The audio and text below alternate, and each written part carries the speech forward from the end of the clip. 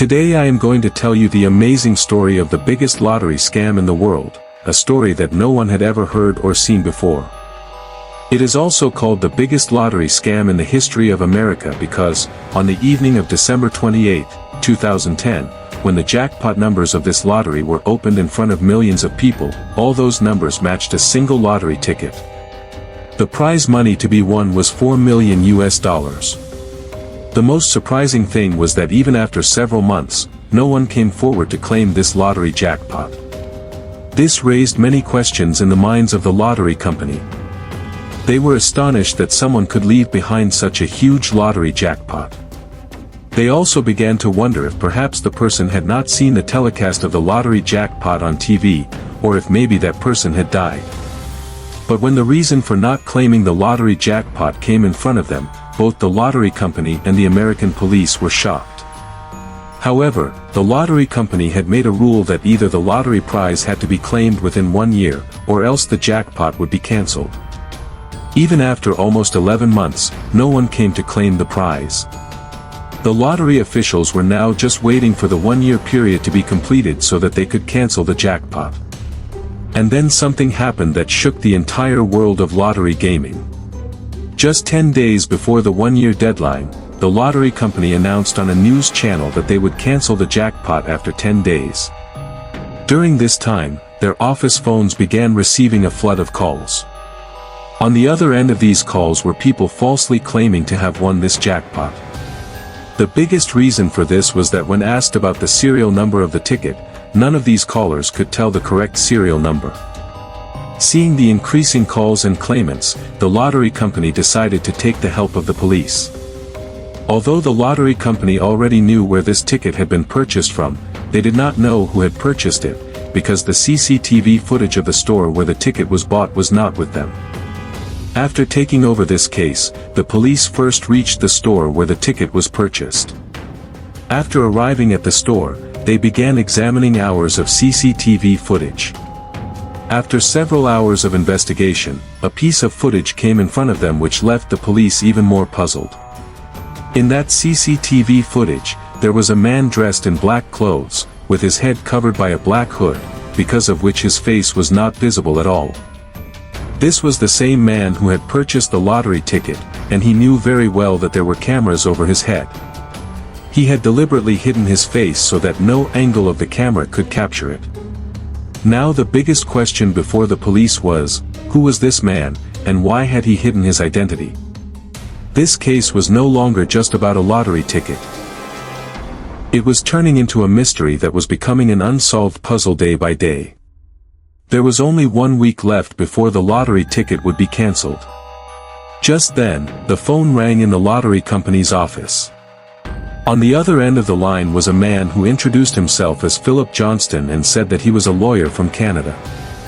Philip, with confidence in his voice, told the lottery officer that he was the winner of the jackpot and that he wanted the prize money to be handed over to him. Since the lottery office had been receiving calls from many false claimants, the officer asked Philip for the serial number of the ticket. Philip gave the serial number, and, to everyone's shock, it matched the records of the lottery company. The officer began to feel that finally, they had found the winner of the jackpot. But as soon as he asked more questions to verify Philip's identity, doubts began to arise. The lottery officer asked Philip what clothes he was wearing on the day he purchased the ticket. After this question, there was a brief silence on the phone, and then Philip replied, describing the clothes he had worn. Hearing this, the officer immediately realized that Philip was lying, because the clothes he mentioned did not match the clothes of the man in the CCTV footage. The officer then began questioning Philip in more detail, which made Philip nervous, and his voice began to tremble. After that, Philip hung up the call. After this phone call, several new questions arose. The police and lottery company began to wonder, was Philip really the winner of the jackpot, or was he another false claimant trying to get the prize money?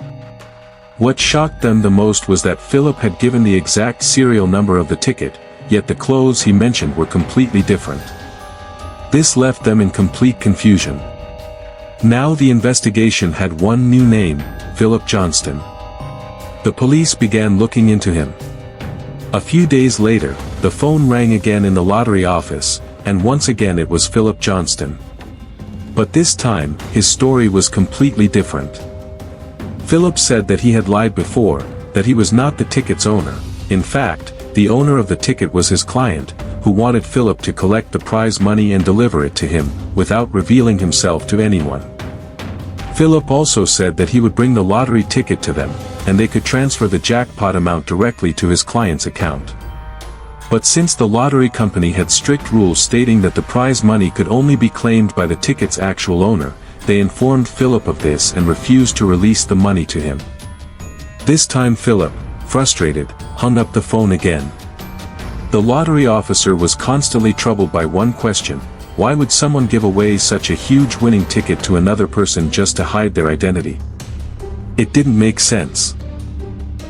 Day by day, the case was becoming more complicated, and it became one of the most puzzling cases in the history of police investigations. The police now wanted to find the ticket's winner as soon as possible, because only that person could solve this entire case. On December 28, 2011, the final day to claim the prize arrived. The next day, the company was going to cancel the ticket. Everyone in the office was working as usual when suddenly, a team of lawyers entered. This time, they were not representing a single individual but a company whose office was in a city called Belize, a place where people often set up company headquarters to get tax benefits and save taxes. That group of lawyers told the lottery officers that the jackpot belonged to the company they represented. Once again, the officers were confused: who was the real winner of this jackpot? The company, following its rules, refused to give the jackpot to the lawyers and said that the ticket owner himself must come forward to claim the prize. The group of lawyers left, and the lottery officers informed the police about the incident. The police started investigating this company registered in Belize. What they found shocked them even more. Their investigation revealed that this company really existed and was properly registered in Belize. But the most shocking revelation was that the name Philip Johnston, the Canadian lawyer who had earlier called claiming to be the jackpot winner, was connected to this company. This discovery left the police and the lottery company even more confused. They could not understand why a Canadian lawyer would create a company in Belize just to claim a lottery jackpot he had supposedly won in America. With Philip's name coming up for the third time, the police quickly intensified their investigation. They tracked down Philip's location and took him into custody for questioning. During interrogation, Philip told the police that the lottery ticket had been given to him by two people, one named Robert Sunfield, and the other Robert Rhodes. According to Philip, these were the two people trying to claim the jackpot through different people. With these two names, the investigation took a new turn. The police immediately tracked down Robert Sunfield and Robert Rhodes and brought them in for questioning. When the two began telling their story, the police were stunned, because their account was completely different from Philip's. Both Robert Sunfield and Robert Rhodes told the police that they had nothing to do with this lottery ticket and that they had never sent anyone to claim the prize. The police also had no solid evidence against them, so they could not take any action. After hours of questioning, when nothing substantial was found, the police released them, and the case was closed, becoming an unsolved mystery filed away. However, even though the case was closed, the unanswered questions continued to trouble the lottery company. What connection did Robert Sunfield and Robert Rhodes have with this case, and was Philip really telling the truth? Different stories about this case were on everyone's lips, and this was the reason why, even after the case was closed, one police officer continued investigating unofficially. He simply could not believe that someone would leave such a huge jackpot unclaimed. He also started to suspect that there was a big scam behind this lottery jackpot. That police officer finally decided to reopen the case. He held a press conference where he showed the same CCTV footage in which a man could be seen buying the lottery ticket, with his face completely hidden. After showing the video, the officer told the people present at the conference that if anyone recognized the person in the footage, they should contact the police. Just a few days after this press conference, a call came to the police station. That call led to the revelation of a scam that shook the entire lottery company and the American police. On the other end of the call was a woman who worked in one of the lottery company's branches. She told the police that she recognized the man in the CCTV footage. The police suddenly felt a ray of hope. The woman told them that the man in the footage worked with her at the lottery company. His name was Eddie Tipton. Tipton was in charge of the security systems of the lottery company. His job was to maintain the lottery draw machines and fix any glitches in them, ensuring that no one could commit fraud by tampering with the machines. In short, Tipton was the software gatekeeper of the entire lottery company, responsible for protecting it from any kind of fraud. This shocking revelation completely changed the direction of the case. Now the biggest question was, what connection did Tipton, the security systems chief, have with this jackpot? Was it just a coincidence, or was there a much bigger conspiracy that had not yet been uncovered? Finally, the police had identified the man they had been searching for all these years. With Tipton's name now in hand, they began digging into his personal and professional life to find evidence linking him to the lottery ticket. Their investigation revealed that Tipton lived in a lavish villa in Colorado, complete with a swimming pool, basketball court, and luxury cars.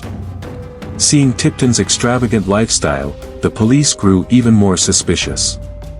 Although Tipton earned a good salary from the lottery company, the luxurious way he lived did not match his income. The company also had a rule: its employees could not play the lottery themselves, because they could misuse insider information and manipulate combinations to commit fraud and win jackpots. Even after investigating this angle, the police still couldn't find concrete evidence against Tipton or link him to the scam. The woman who tipped off the police had identified him only by recognizing his voice in the surveillance footage, but that alone was not enough. Since the footage didn't show a clear face, the police could neither gather solid evidence nor arrest him. As the investigation progressed, the case became even more complicated. The police began to feel that Tipton was the key to solving this mystery, but they needed strong evidence to arrest him. They couldn't rely on just a voice. What was most important for the police was to find some connection between Tipton and the man in the CCTV footage, as well as to figure out his relationship with Robert Sunfield and Robert Rhodes. In this effort, the police turned to the LinkedIn website, where they found answers to all the lingering questions in this unsolved case. From LinkedIn, the police discovered that Robert Sunfield and Robert Rhodes were directly connected to Tipton. These were the same two men the police had previously questioned. They also learned that Robert Rhodes had even worked at Tipton's company. The police then began examining Tipton's and Robert Rhodes's call records. After hours of investigation, they finally found the evidence they needed. On the very day the lottery ticket was purchased, Tipton and Robert Rhodes had been in contact with each other on the phone for an entire hour. After this revelation, it didn't take long for the police to understand that Tim Tam is the mastermind of this entire game, and the police, on the basis of solid evidence, arrest Tipton, Robert Rhodes, and Robert Sunfield. Almost 4 years after this lottery scam, that is in 2014, this was the first success that the police got, and now they started to feel that they were very close to exposing a huge scam. In the history of court proceedings, this was the first such case that had neither been seen before nor ever fought in court. All the judges, lawyers, and police present in this court hearing were excited because they were about to witness a case where a lottery jackpot was manipulated to commit fraud, and no one had ever heard of such a case. Everyone was eager to know what exactly Tipton had done and how he had carried it out. During the hearing, one of Tipton's old friends was presented in court, and after his testimony, one aspect came to light: Tipton was very skilled in software technicals. He told the court that Tipton loved creating computer viruses, and with the help of these viruses, he could control lottery machines from anywhere and run them according to his wish. According to Tipton's friend's statement, Tipton used this skill to hack lottery machines, and he had even changed the winning numbers of the $4 million lucky draw day. After this statement, the court had solid evidence against Tipton, and the court sentenced him to 10 years in prison. The reaction of Tipton and his lawyer after this sentence left people very puzzled, because instead of panicking or worrying, there was a smile and calmness on their faces. And the most surprising thing was that they did not appeal against this decision. Seeing this reaction from Tipton and his lawyer, the public prosecutor sitting there was astonished and puzzled, wondering how someone could be happy after getting a 10-year sentence. Even the people working on this case noticed and felt the same thing. Meanwhile, the police also found this very strange and began to think that Tipton's friend's testimony was just to mislead them, because such a huge scam could not be explained by a single statement, after which Tipton got only 10 years in prison. Tipton's case was now turning from a lottery ticket case into an unsolved story, about which people were talking, and newspapers were publishing news every day. The question that kept bothering the police again and again was why Tipton accepted his sentence without any questions, and whether there was still more to be revealed than the testimony presented in court. Anyway, after Tipton was sentenced, this case seemed to be closing. But just a week after the hearing, the police received an anonymous call that completely changed the course of the case. This time, on the other end of the phone was a man who lived in Texas. This man had been closely following the case on TV, and he told the police over the phone that 10 years ago, Tipton's brother had won a lottery. But this lottery prize had been claimed by a man named Alexander Hicks, who died just a few days later. After this phone call, the police and the public prosecutor became alert and began to assume that Tipton would get others to claim the lottery prize and then have them murdered so that no evidence remained. But their assumption proved completely wrong because an investigation into Alexander revealed that he had died of cancer. After this call, the public prosecutor still had no evidence to help expose this entire scam. Now, with the help of the police, the public prosecutor began to make a list of all the people who had won the lottery in America over the past few years. This list reached a figure of 45,000 people. The biggest reason for making this list was that the police and the prosecutor wanted to find a connection between Tipton and the people on this list. Because of such a huge list, an entire team of police was assigned to this investigation.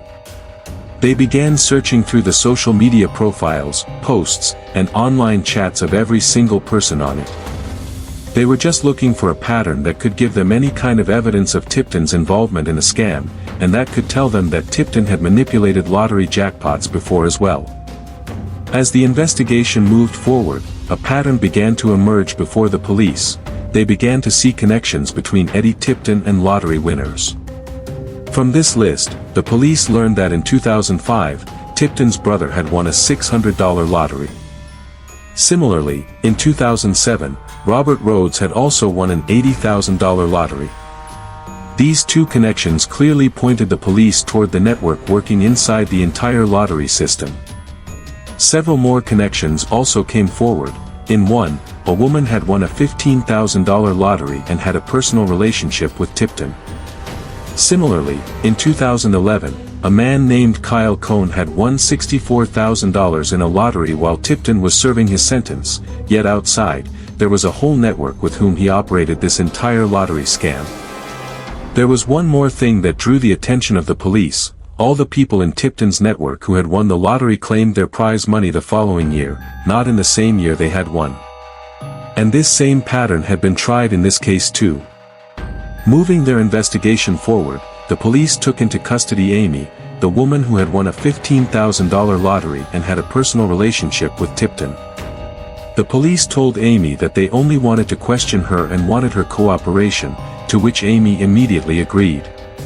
Amy told the police officer that she was in a relationship with Tipton and, on his instructions, had purchased lottery tickets with specific numbers. Afterward, she won the lottery, and she and Tipton split the winning amount equally. After this revelation, the police had achieved the biggest success linked to this scam. But the biggest question remained. How did Tipton already know about the winning number? Because all these lottery machines were made tamper-proof and hacking-proof. While searching for answers to all these questions, the police turned their attention to the computer that Tipton used for the lottery draws. The police believed that they would find answers to all their questions in this very computer, so they handed the machine over to a computer expert for thorough examination. During this investigation, the computer expert found something strange and unusual, discovering that a virus code had been inserted into the computer that changed the lottery numbers according to its programming. Although the code had been detected, the computer expert couldn't understand it because it was extremely complex and difficult. Although the police had figured out that Tipton was the mastermind behind this entire scam and how he split half the money after every win, one question still remained: how did Tipton find out the lottery numbers through this code and change them? When the police couldn't crack this code, they adopted another route for the investigation and put a deal before Eddie Tipton. The deal was that Tipton would tell them about the method he used to change the lottery numbers and win, and in return, they would reduce his sentence. Tipton did not want to miss this opportunity, so he immediately agreed to the deal. Now Tipton began telling the police the story that stunned them.